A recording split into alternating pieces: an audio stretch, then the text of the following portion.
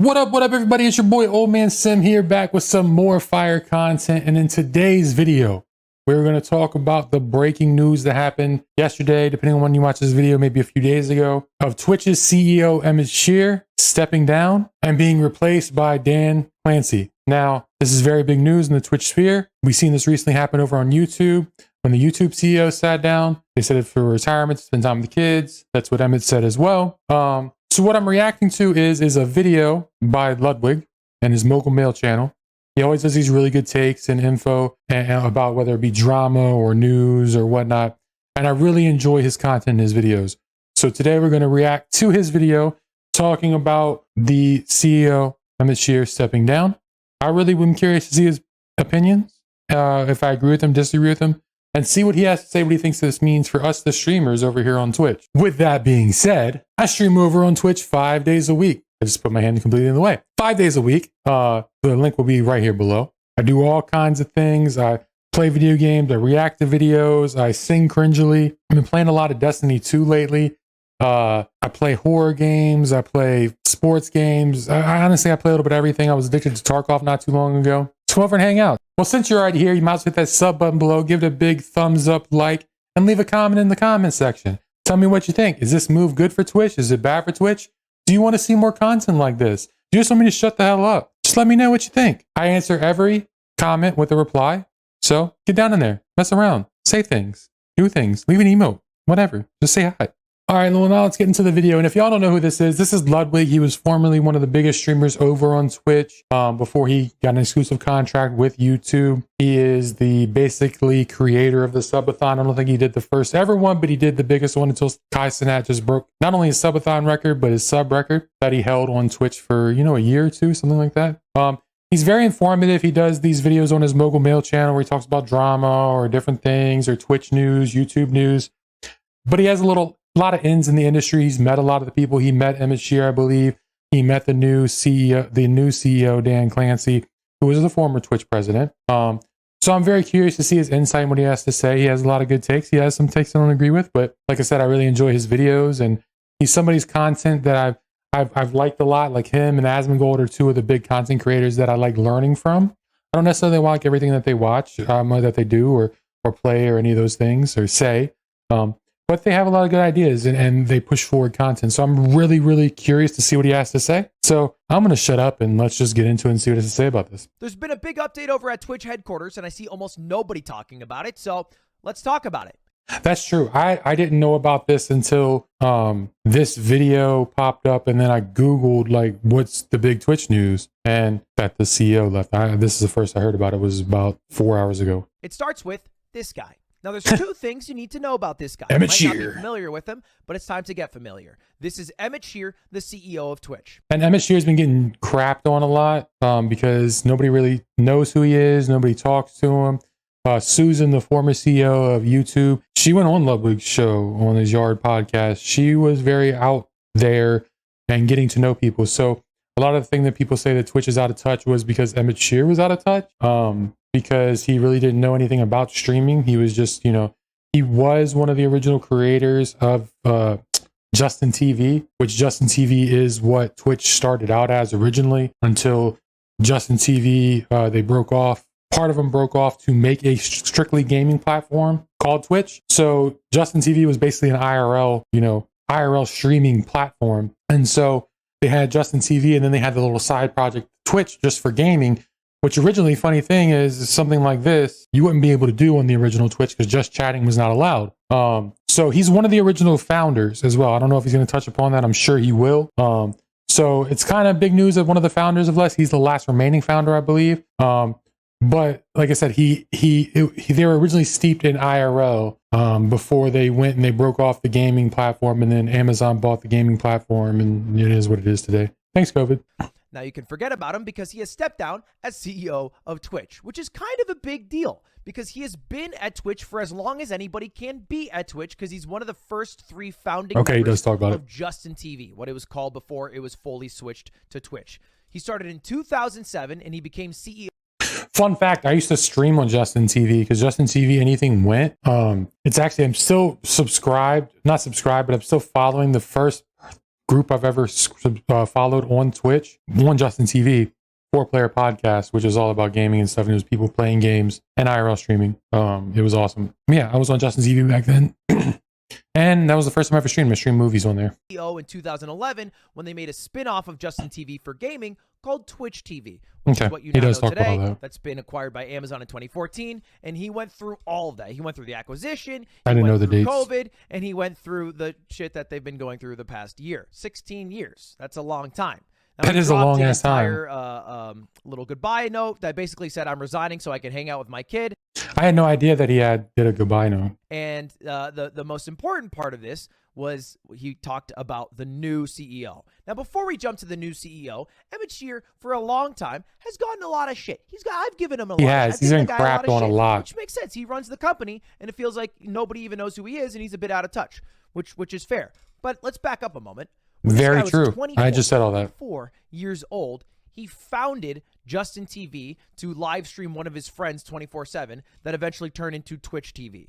All right. He got the company through an acquisition, which is a pretty big deal. And which is true. As much as people have shit on him, he helped create the platform. He turned it from IRL to gaming. He helped, like he said, get it to be sold by Amazon. He got it through COVID. Like as much as the mistakes that were made under his tenure, we wouldn't be here if it wasn't for him. And dealt with scaling up from what was 3 employees to thousands of employees. Very hard things to do. Now, in business, there are people who are really good at creating businesses. And there are people who are really good at running scaled up businesses with thousands of employees. I've always felt like ℂ𝕃𝕸𝕃 is more of the former than the latter. I feel like ever since StarCraft 2 fell off, he's checked out of any of the things that actually matter in the space. Which I can understand as well. He was 24 years old when they started it. It transferred to gaming. As you get older, trust me, I know. Not just myself, but my dad and other people that know the game, like your interest in gaming maybe goes down or you lose touch with how to do things or what things are. So you try to keep it up. And that's the thing, like they did a great thing starting it, but once you start getting starting a business and then controlling or dealing with thousands and thousands of employees and then all the people that stream and everything else and the millions of viewers, like that's a lot. The just chatting category, which is the largest category for Twitch streamers. And he, at his core, is a StarCraft nerd who's like, there's nothing else for me here. There's nothing. I got nothing. So I think it's. Which I understand what he's saying. He was an IRL streamer, like I said, and he does. No, Dan does every once in a while, but he was an IRL streamer at heart, and he just doesn't understand. I mean, I don't know. He was a gamer or a nerd, like he said at heart. I guess he doesn't understand where people are today with things. But that's just getting older. It's with the times. So I mean, can't knock him for that. A wholly good thing that he has created, and I think it's also a good thing for the company that he is leaving so somebody else can take the reins. But I don't know if that's necessarily true. I know a little bit about Dan Clancy, but grass is not always greener. The question is the new person actually good? Exactly. Well, this is the guy. This is Dan Clancy.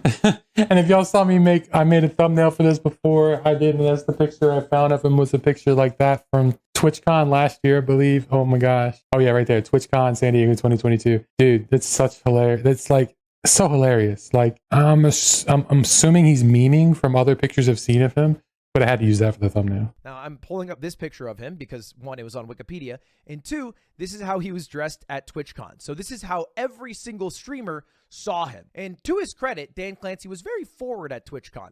I remember having many conversations with streamers who had met him because he was the president of Twitch at the time. And that's good to hear because I know a lot of people said they've never met Emmett. And had gone up to them to talk to them and see how they're feeling and all that good stuff. He was doing a little, a little schmooze. You do a little schmoozing every now and again. Now, Dan joined Twitch in 2019. So he's probably credited with growing the site. So 4 years. I don't know how much credit you can give to Dan and how much credit you can give to a novel coronavirus that made everybody get locked into their homes for a couple of years. Now, he did, I believe he worked for NASA, and then he ended up working for Google and YouTube. So, yeah, I think that he's got some, credibility there. And then make content blow up more than it ever had. But he gets enough credit that now the guy is the goddamn CEO. But like he did say, the COVID had a lot to do with that. People being stuck in their house for a year or two. Before this, he worked at some social network called Neighbors, Neighbor City, Neighborhood. I don't know. I think it's like where a bunch of Karens in a neighborhood yell about someone who's driving down the street that looks a little suspicious because their Toyota Camry's beaten down. Anyway, I didn't know about a few that. people who are maybe rightly concerned with the new CEO, Dan. Specifically, Dan's Gaming, coincidentally, tweeted this out. Twitch's last remaining founder and CEO has stepped down. The person replacing him is the one who wrote this letter last year. Oh, what's the letter? Why? Oh, is this the one where he shoots down 70-30 for 50-50 and said they need to make more money? If so, that was a big L on his part. Why not 70-30? Oh, yeah. This is the letter that was originally written September last year about how they were removing 70-30. Yeah, this was bad. To a 50-50 ad split. The decision that made everybody throw up their hands and say, what the fuck are you guys doing here? Why are you fucking the creators? We're the ones who literally make all the content for this website. That was him. I don't know. But he was a big part in the $50. It's from payouts from $100, $50. It's made, I forget how many, I did a video on it before, how many thousands of people, I want to say, now got their first payout ever because of that change from $100 payout to $50 payout. So, I mean, that's always good. I don't know how much you can personally pin it on Dan. I don't know if Dan is someone who is particularly like it's not all about making money. I assume Dan's the guy brought in by Amazon because Amazon, the corporate overlord that owns Twitch, wants to turn some sort of profitability. They need to turn profit. Dan is the no nonsense bullshit. And that's the one thing people need to realize. If they want Twitch to stay around, they need Twitch to generate profit. They're not Kick. They're not backed by, yes, they're backed by Amazon, but they're not backed by an offshore gambling website that is going to run at a loss profit because they want people to get there to go to their gambling site. They're running at a loss. And if a big corporation like Amazon, they didn't make money by losing money, they're eventually going to start making money. So, I mean, people got to realize that sometimes if we want to do this, yeah, it sucks. You got to sacrifice them a little bit. Not the best take, and I know people are going to hate that, but it's true. Guy who doesn't give a shit about gaming, probably, who's going to enforce all those rules. That's at least how it feels looking from the outside in. But there are also some different accounts about Dan. That same month where he wrote the letter, the chief content officer at Twitch announced her departure the same day, actually. Damn. And she worked directly under Dan Clancy. And when the news was announced, she left and said he's out of touch with creators and profit focused, which I think is Twitch's whole MO. And we have to understand at the end of the day, even though I want creators to be supported, and I am a goddamn creator, Twitch is a company that is trying to drive a profit, and as much as they can. Exactly. What's the point of being a business if you can't drive a profit? And if you're losing money, they're gonna have to do stuff to change that. And people will be like, "Well, they're back," but they're still losing money, bro. If you had $1 million and you created a business and the business was losing you $10,000 a month, would you keep that business open? Just because you had $1 million? No, it starts eating away at your capital. It's just, I mean, I hate to say it, but it's the truth. You can mask as someone who's trying to be your pal, and this is just good old Twitch here, trying to create content. No, everyone who's a creator is a commodity. You know, no different than YouTube. Although I think they mask it a little better, and they make me feel better in calls. Everybody treats the creators like a commodity, and the viewers. I mean, he's a huge YouTube mark now because YouTube gave him that bag. I'm not saying that they're not. A lot of what I've heard from other people is YouTube is more friendly. Just like I said, just look at the former CEO Susan actually going on his podcast, The Yard. But come on, like they're all trying to make money. They're all seeing the people as a dollar sign. They're seeing the ad revenue people generate as a dollar sign. It's all about dollar signs, people. Is like what we are trying to serve to get more ad sales, to make more money, to make profit eventually. All right, that is the goal. That's they don't make profit. They cannot bleed money forever because the money has to come from somewhere. And so I get turning profit, but I think it's been done with very little tact. And I think my biggest issue, which I can understand that they're not very they do it very combatively, like you said, very little tact. It's not that a company is trying to make profit. I understand that. It's that every single product feature that Twitch has released seems to just be scraping from the already existing amount of viewers and trying to extract more and more and more money. You know, they like even That's true. ways that people used to donate directly to the creators, like tips, and they took it and they said, now you do cheers instead, where they get a cut of that donation. And they have hype trains, so that if you start subbing, it's like, oh, now you got to be part of this hype train to keep subbing. They added, but that's smart. That's like you go into the grocery store, they put something at the counter for, it's like impulse. You want to create impulses for people to do it. That's business. It sucks. Don't get me wrong, it sucks, but it's business, man. Business. Gifting to insane levels of donation. But without gifting, half these people wouldn't have the kind of money or success that they've had. He wouldn't have his subathon that he had without gifting. Kai wouldn't have just broke the record with over 300,000 subs if it wasn't for gifting, bro. Yeah, everybody's trying to be part of a moment. Yeah, it's kind of predatory, I guess. If that's the argument people want to make, but gifting was huge. And he's one of the people that were promoting for it to be gifting to be allowed on YouTube, because YouTube, you couldn't gift subs. Now you can, or whatever they're called over there. Like, come on, man. You were hyping that on YouTube. Donations that now people can give through Twitch. All of it. Just different ways to extract value from already existing viewers. And my biggest gripe is, why don't you add some fucking viewers? Why don't you make... But you can also get money from things like Ko-Fi, Patreon, Streamlabs, and Streamlabs takes a cut, I believe. Streamloots, Dixper, all these different revenue sources as well, if you put some creativity. I'm just saying. Make some products so that there's something. And I'm not trying to sound like I'm trying to champion Twitch and saying it's the greatest thing in the world, because I was a former Mixer person. I've contemplated leaving Twitch quite a few times and stuff like that. So I'm not here being a champion for them. So don't take it that way. Discoverability on the platform. That's huge. Why don't we create some sort of system in which people can grow on Twitch natively without having to grow on YouTube or TikTok and then bring their viewers over to Twitch, which I agree with. They need to do something with a clip type system. I know I saw an article the other day saying that there was really no way for them to do that, to take their clips and put them in a TikTok style format and do this, that, and the third, because how many clips are generated on a daily basis on Twitch? How would it filter through them all?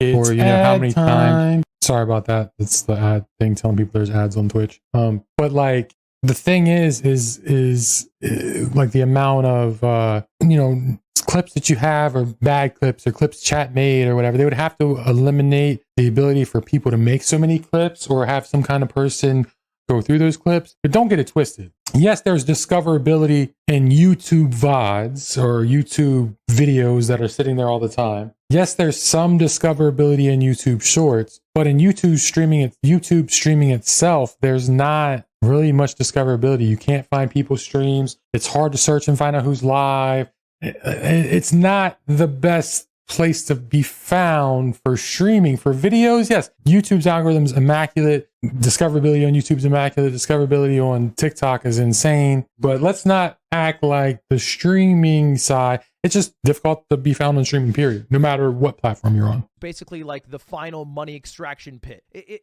makes no sense, and it seems too reliant on other websites, and they love. But that is true. They do rely on other websites. They do need to find a bigger way to be discoverable on Twitch. But that's the thing. The reason why he said they need to bring new people over, or bring more people in. Being found on other sites brings more people into Twitch. If somebody sees somebody's YouTube Shorts and they've never been on Twitch before, and then they come over to Twitch, they just gain somebody. If you see somebody's on TikTok every day, never been on Twitch before, and they come over with their 1,000-person community, guess what? Twitch is getting people to bring people in. You feel what I'm saying? So but I agree that they need to find a way to people to be discovered easier on Twitch. Locked out with COVID. Otherwise, I feel like they would have had to have switched their strategy about 3 years ago. And that's true. They would have to switch a little bit for COVID. Now they get away with it. Now they get away with it because they blew up because of COVID, and they don't have to actually make that change. But that change should come. They can't just keep they'll eventually have to make a change. The people already watching, they're already giving so much. The amount of money that an average Twitch viewer pays for their content is way higher than the average YouTube viewer. Way higher than the average TikTok viewer, Spotify listener. It's probably. I've paid nothing for TikTok. I've paid nothing for YouTube. I've paid $10 a month for Spotify. More than the average Netflix viewer. Or there are people who are subbed to multiple somebody's channels. passed with them. Netflix. 5, 10 subs every month. That's a lot of money. That's a lot of. Sometimes people do it every day, and that's $25, $50 a day, every 2 days, every 3 days, like you said, even a month. That's a difference in a lot for a lot of people. $50, that's huge. And I do understand what he's saying with that. Like, they're just taking money from the same people. But that's why Twitch wants you to bring people from other places. That's new people to extract money from. Now, I don't think it should be that way, but how else are you going to get new viewers on Twitch if you don't have somebody work to bring those viewers to you?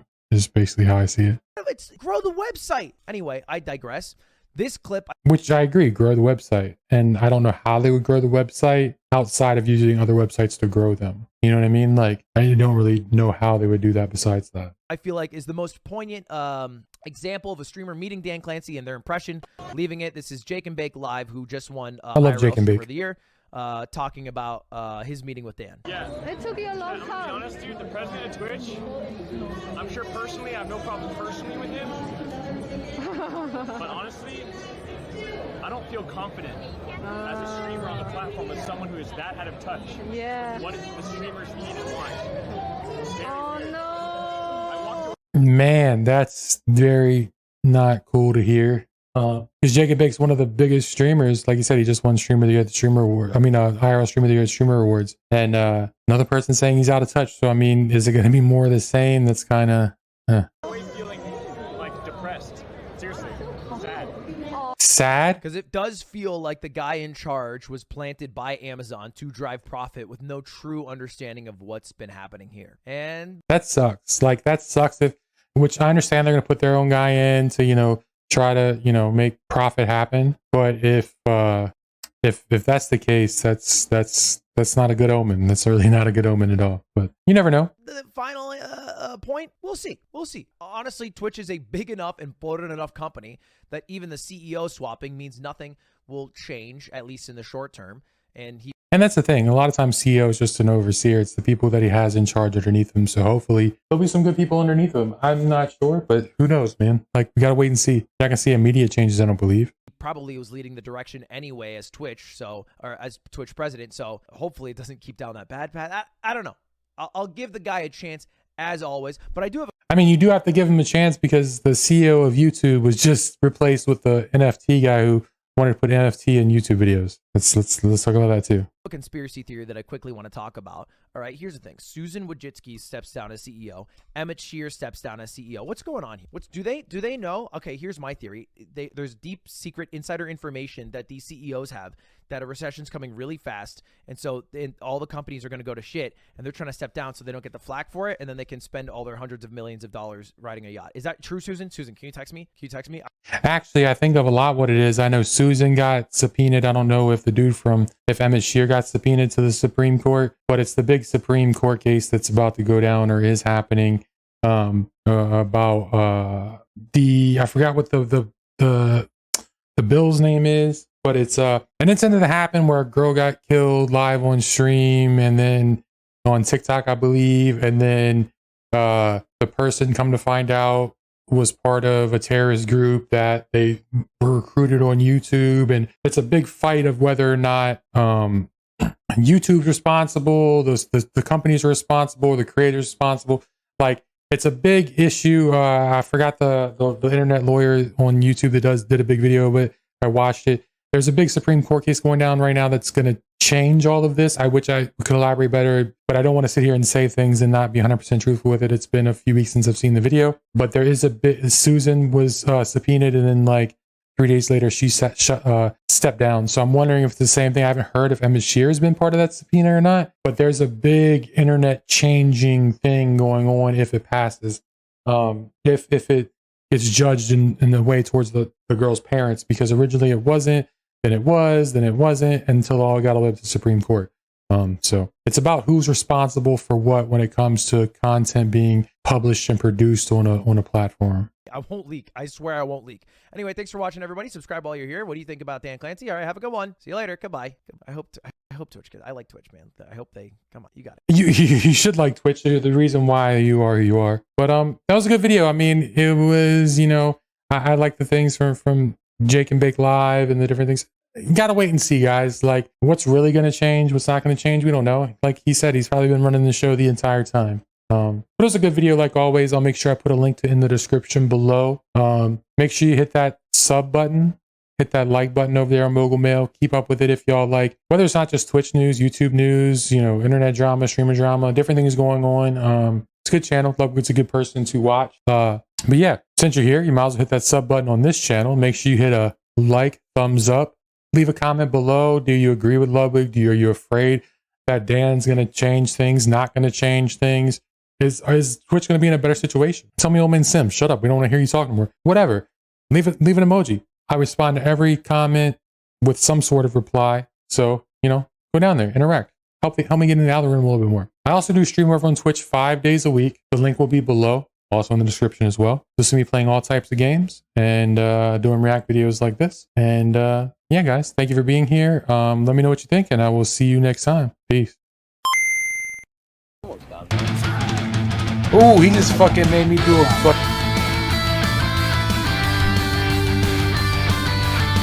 That's how I dance in real life, bro. Just like that.